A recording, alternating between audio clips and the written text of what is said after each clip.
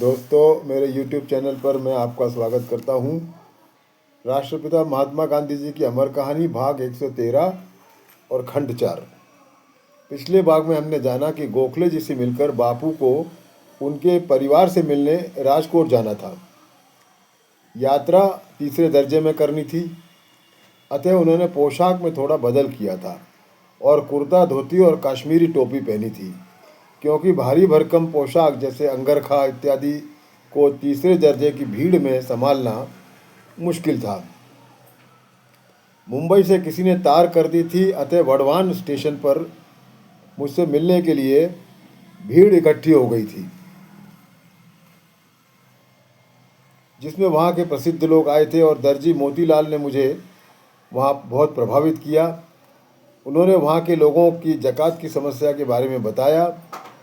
उस समय विरमगांव अथवा वढ़वान में प्लेग था और मुझे हल्का बुखार था, अतः अमलदार ने राजकोट पहुंचकर डॉक्टर को दिखाने का हुक्म दिया।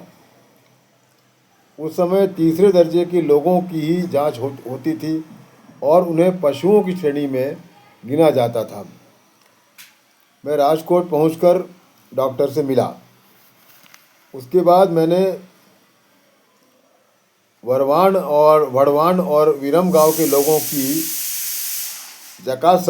ज़कात की समस्या के लिए वायसराय लॉर्ड वेलिंगटन और चेम्सफोर्ड से मुलाकात की और कुछ दिनों बाद ज़कात रद्द कर दिया गया। लेकिन सरकार के सचिव के पास मेरे इस बारे में किए हुए भाषण की नकल थी, जिसमें मैंने सत्याग्रह के बारे में कहा था। इस पर सरकार का सचिव मुझसे बोला, क्या यह आपकी धमकी नहीं है? मैंने कहा, लोगों को अपने अधिकारों की रक्षा करने के अंतिम उपाय बताना मैं अपना धर्म समझता हूँ, और जिस राष्ट्र को स्वतंत्र होना हो उसे खुद के संरक्षण के उपाय मालूम होने चाहिए, और ऐसे में ज़्यादातर उपाय हिंसक होते हैं। पर सत्याग्रह एक ताकतवर सर्वश्रेष्ठ शस्त्र है, इसमें मुझे शंका नहीं है। अब आगे शांति निकेतन में बापू लिखते हैं, राजकोट से मैं शांति निकेतन गया। वहाँ के शिक्षक और विद्यार्थियों ने मुझे अपार प्रेम दिया। स्वागत की विधि सादी थी पर कला से परिपूर्ण थी। पर कला और प्रेम का सुंदर मिश्रण थी। वहीं मेरी काका साहेब कालेलकर से पहली बार मुलाकात हुई। कालेलकर जी का नाम काका साहेब कैसे पड़ा, ये उस समय मैं नहीं जानता था। बाद में मुझे पता चला कि केशवराव देशपांडे, जो विलायत में मेरे समकालीन थे और अच्छे परिचित थे, वो बड़ौदा संस्थान में एक स्कूल चलाते थे। उनकी ऐसी भावना थी कि स्कूल में परिवार जैसा माहौल हो, इसलिए उन्होंने प्रत्येक शिक्षक को नाम दिए थे। इसमें कालेलकर जी को काका, फड़के जी को मामा, हरिहर शर्मा को अन्ना, काका के मित्र आनंदानंद को स्वामी और मामा के मित्र पटवर्धन को अप्पा। बाद में ये पांचों मेरे सहयोगी बने। देशपांडे जी को ये साहब के नाम से पुकारते थे। लेकिन स्कूल जब बंद हो गया तब ये परिवार बिखर गया, लेकिन इन्होंने अपना आध्यात्मिक रिश्ता नहीं छोड़ा और अनेक अनुभव लेते रहे। काका साहेब तब शांति निकेतन में रहते थे। उनमें के ही चिंतामण शास्त्री वहाँ रहते थे और दोनों संस्कृत सिखाते थे। शांति निकेतन में मेरे लोगों को अलग जगह दी गई थी और मगन लाल गांधी उनकी देखभाल करते थे।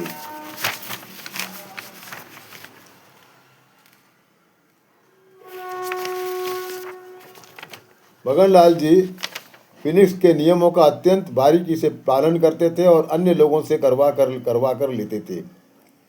उन्होंने अपने गुणों का सुवास सारे शांति निकेतन में फैला दिया था, ऐसा मुझे समझ में आया।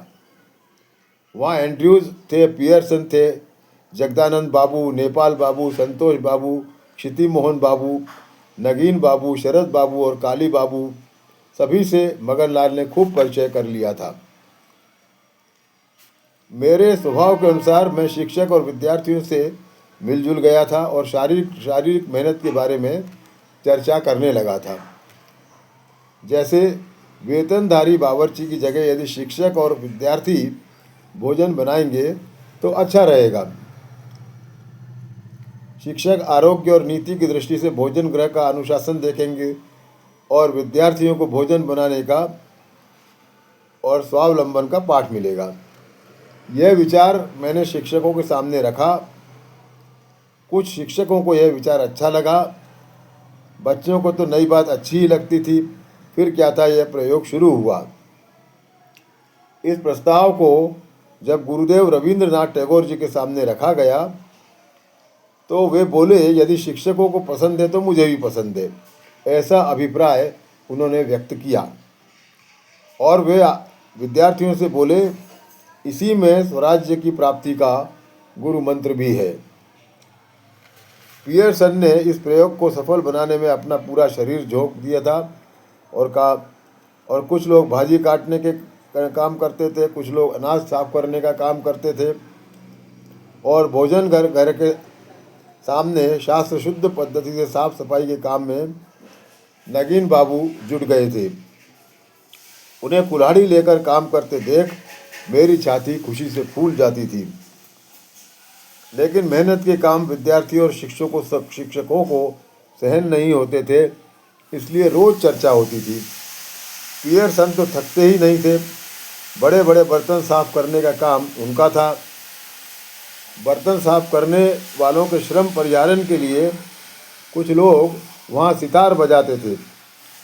प्रत्येक काम विद्यार्थी अत्यंत उत्साह से करते थे, इसलिए शांति निकेतन का वातावरण चहल पहल से भर गया था। इस तरह का परिवर्तन चालू हुआ तो बंद नहीं होता था। फिनिक्स में भोजन गृह स्वाश्रयी था और भोजन सादा था, मसाले वर्ज्य थे और भाप पर पकाया जाता था। बंगाली आहार में सुधार करने की दृष्टि से एक भोजन गृह शुरू किया था, पर आखिर में अनेक कारणों से यह प्रयोग बंद हो गया। लेकिन इस विश्व प्रसिद्ध संस्था का यह प्रयोग कुछ समय चलाने से कोई नुकसान नहीं हुआ, लेकिन उसके अनुभवों से संस्था को फायदा ही हुआ था। मेरा इरादा शांति निकेतन में कुछ समय रहने का था, पर विधाता ने मुझे बलपूर्वक वहाँ से निकाल लिया। मुझे वहाँ एक हफ्ता ही हुआ था और गोखले जी की मृत्यु की तार आ गई। शांति निकेतन शोक मग्न हो गया। सब लोग मेरे पास आने लगे। मंदिर में सभा आयोजित की गई। वो गंभीर दृश्य देखने लायक था। मैं उसी दिन पूना जाने के लिए निकला। पत्नी और मगन लाल को साथ लिया। बाकी सब लोग शांति निकेतन में ही रहे। एंड्रयूज भरद्वान तक मेरे साथ आए थे।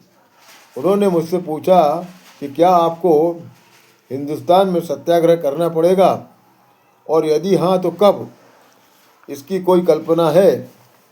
मैंने उत्तर दिया, मुझे 1 साल तक कुछ नहीं करना है, क्योंकि गोखले जी ने मुझसे वचन लिया है कि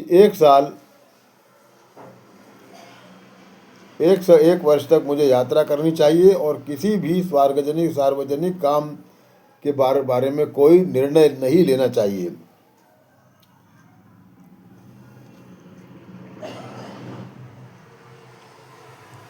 और मैं अत्यंत गंभीरता से इसका पालन करने वाला हूँ। उसके बाद यदि किसी प्रसंग पर बोलने की जरूरत पड़ी तो ही बोलूँगा। इस पर से 5 वर्षों तक मुझे सत्याग्रह का करने का प्रसंग आएगा, ऐसा मुझे नहीं लगता। मैं इतना बताना ही उचित समझता हूँ कि हिंद स्वराज्य में मैंने जो विचार लिखे हैं उन पर गोखले जी हंसकर कहते थे, 1 वर्ष हिंदुस्तान में रहकर अनुभव लेने के बाद आपके विचार स्वतः ही बदल जाएंगे। और यहाँ ये अध्याय समाप्त होता है। अब अगले अध्याय में हम देखेंगे कि क्या बातें बापू ने अपने जीवन के बारे में बताई हैं। आप सबका बहुत बहुत धन्यवाद।